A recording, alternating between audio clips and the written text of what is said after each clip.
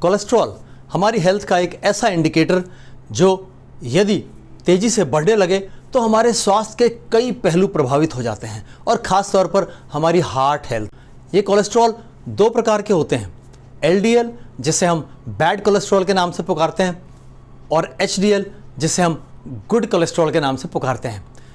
जो bad cholesterol है वो एक तरह का वेस्ट होता है जिसे हमें हमारे शरीर से बाहर निकालना होता है हमें, और जो HDL है गुड कोलेस्ट्रॉल वो एक तरह का क्लींजिंग एजेंट होता है जो साफ सफाई का काम करता है और हमारे स्वास्थ्य को अच्छा बनाए रखता है। दोस्तों, आज इस वीडियो में हम जानेंगे कि वो कौन से 5 ऐसे सुपर फूड्स हैं जो सीधे तौर पर हमारे कोलेस्ट्रॉल लेवल्स को प्रभावित करते हैं, और साथ ही जानेंगे वो सप्लीमेंट्स जो हम इस्तेमाल कर सकते हैं इस काम में मदद लेने के लिए। आइए बात शुरू करते हैं। नमस्कार दोस्तों, मैं हूं न्यूट्रिशन गुरु संजीव पांडे और आपका बहुत स्वागत है कोलेस्ट्रॉल पर चर्चा में। जैसा कि हम बात कर रहे थे, कोलेस्ट्रॉल दो प्रकार का होता है शरीर के अंदर, LDL और HDL। इन दोनों के संतुलन को बनाए रखना होता है। LDL ऊपर न जाने पाए और HDL नीचे न जाने पाए। कोलेस्ट्रॉल हमारे भोजन से सीधे तौर पर प्रभावित होता है। हमारी जो डाइट है वो सीधे तौर पर इनके लेवल्स को प्रभावित करती है और हमारे स्वास्थ्य को और हमारी जीवन को पूरी तरीके से प्रभावित करती है। पहला सुपर फूड है ओट्स एंड बार्ले। ओट्स जिससे आप सब अच्छी तरह से वाकिफ़ हैं, बार्ले जिसे हम जौ कहते हैं हिंदी में। इनको आप नाश्ते में सुबह एक बाउल कुछ नट्स मिला करके ले सकते हैं। जौ को आप आटे के रूप में उसकी रोटी बना करके भी अपनी डाइट में शामिल कर सकते हैं। दोनों बहुत ही अच्छा फाइबर कैरी करते हैं जिसे बीटा ग्लूकेन कहते हैं। ये एक सॉल्युबल फाइबर होता है और ये मदद करता है हमारे शरीर से बैड कोलेस्ट्रॉल को बाहर निकालने में, यानी LDL के लेवल्स को नीचे लाने में। ये उसको अपने साथ बाइंड करके शरीर से बाहर ले जाता है और इस तरीके से हमारे कोलेस्ट्रॉल लेवल्स को हेल्दी बनाता है। Number 2, walnut and almonds. Walnut यानी अखरोट और आलमंड्स यानी बादाम। ये दोनों चीज़ें हमारे कोलेस्ट्रॉल लेवल्स को हेल्दी बनाने में बहुत मदद करती हैं। आप इन्हें रात में भिगो के रख दें और सुबह इनका सेवन कर सकते हैं। भिगो के रखने से फ़ायदा ये होता है कि इनकी तासीर गर्म होती है तो उसकी गर्मी होती है वो कुछ हद तक बाहर चली जाती है। साथ ही इनमें कुछ एंटी न्यूट्रिएंट्स होते हैं, कुछ ऐसे पदार्थ जो न्यूट्रिशन को शरीर में एब्जॉर्ब होने से रोकते हैं, वो भी भिगो के रखने से रिमूव हो जाते हैं। तो इस तरीके से आप रात में भिगो के रख दें और सुबह इनका सेवन करें। अखरोट 2 से 3 और बादाम 6 से 8। इससे अधिक मात्रा नहीं होनी चाहिए, कम रह सकती है। इससे अधिक मात्रा होगी तो वो आपके स्वास्थ्य को प्रभावित कर सकती है क्योंकि बहुत हाई कैलोरी होती हैं इनके अंदर। ये दोनों अपने अंदर बहुत सारा मोनो और poly unsaturated fatty acid carry करते हैं।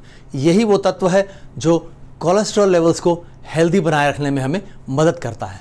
Number 3, green tea. Green tea में एक एक्टिव इंग्रेडिएंट होता है कैथेचिन। ये कैथेचिन जो है वो एक स्ट्रॉन्ग एंटीऑक्सीडेंट होता है और ये हमें प्रोटेक्ट करता है फ्री रेडिकल डैमेज से। शरीर पर फ्री रेडिकल डैमेज का जो प्रभाव होता है उससे हमें बचा के रखता है और यही कैथेचिन हमें मदद करता है कोलेस्ट्रॉल लेवल्स को हेल्दी बनाए रखने में। आप ग्रीन टी का सेवन सुबह और शाम को कर सकते हैं। इच्छा हो तो आप दोपहर में भी 1 कप पी सकते हैं, लेकिन 2 से 3 कप से ज़्यादा नहीं होनी चाहिए। 2 कप या 3 कप, 1 कप भी पर्याप्त होगा।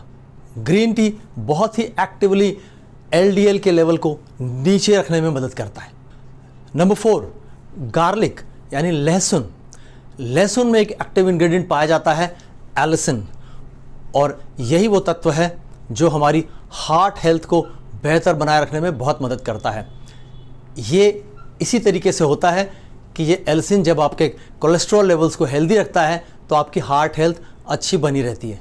जनरली हमारे भोजन में गार्लिक शामिल होता है। हम सब्जियों में उनको पकाते समय लहसुन का इस्तेमाल करते हैं, लेकिन उतना पर्याप्त नहीं है क्योंकि जब आप इन्हें पकाते हैं तो इनका एक्टिव इंग्रेडिएंट काफ़ी हद तक नष्ट हो जाता है। तो इसलिए मेरी सलाह है कि आप 2-3 कली या इसकी जो फाक होती है वो लें, उसे छीलें, पानी में भिगो के थोड़ा सा रखें, फिर निकाल करके उन्हें पतले पतले स्लाइस में काट लें और फिर पानी के साथ उन्हें घोट सकते हैं। ये सबसे अच्छा तरीका होगा अगर आप इसका मेडिसिनल बेनिफिट लेना चाहते हैं तो। Number 5, legumes. लिग्यूम्स में बीन्स शामिल हैं, जिसमें आप राजमा इस्तेमाल करते होंगे। इसके बाद पल्सेस, तरह तरह की दालें, और साथ ही ग्राम यानी कि चना और मटर। इन सभी में हाई प्रोटीन होता है, हाई फाइबर होता है और ये एसेंशियल मिनरल्स से भरपूर होते हैं। इनके लिए कुछ विशेष करने की आवश्यकता नहीं है। उत्तर भारत के लोगों के भोजन में, दोपहर में या रात के भोजन में, लंच में या डिनर में, इनमें से कोई ना कोई चीज़ शामिल होती ही है। बस ध्यान रखना है कि इनका रेगुलरली इस्तेमाल आप करते रहें और ये सब आपको हेल्प करेंगे आपके कोलेस्ट्रॉल लेवल्स को हेल्दी बनाए रखने में। दोस्तों, अगर इनमें से जो भोजन की चीज़ें हैं ये आप इस्तेमाल नहीं कर पा रहे, किन्हीं भी कारणों से आपका कुछ ऐसा रूटीन है कि आप इस तरह का ख्याल अपनी डाइट का नहीं रख पा रहे, तो आप कुछ सप्लीमेंट्स की भी मदद ले सकते हैं अपने कोलेस्ट्रॉल को नॉर्मल लेवल पर लाने के लिए, जिसमें Nutrilite CH balance, Nutrilite fibre, Nutrilite salmon omega 3, ये आपको बहुत मदद करेंगे। साथ ही गार्लिक आता है, न्यूट्रालाइट गार्लिक, जिसमें एलिसिन का, उसका जो गार्लिक का एक्सट्रैक्ट है एलिसिन, वो होता है। तो ये 3-4 सप्लीमेंट्स आपको हेल्प करेंगे आपका कोलेस्ट्रॉल लेवल नॉर्मल या हेल्दी बनाए रखने में। दोस्तों, फिर मिलते हैं आपसे एक नए वीडियो के साथ। तब तक स्वस्थ रहें, मस्त रहें। जय हिंद। तो अगर जानकारी अच्छी लगी हो तो चैनल को सब्सक्राइब जरूर करें, वीडियो को लाइक करें और अपनी राय कमेंट्स में अवश्य दें। दोस्तों, हमारे चैनल से संबंधित सभी महत्वपूर्ण जानकारियाँ इस वीडियो के डिस्क्रिप्शन में दी हुई हैं, जैसे कि आप हमसे कैसे संपर्क कर सकते हैं प्रिस्क्रिप्शन बनवाने के लिए और हमारी राय लेने के लिए अपनी किसी भी दिक्कत परेशानी के बारे में। Thank you.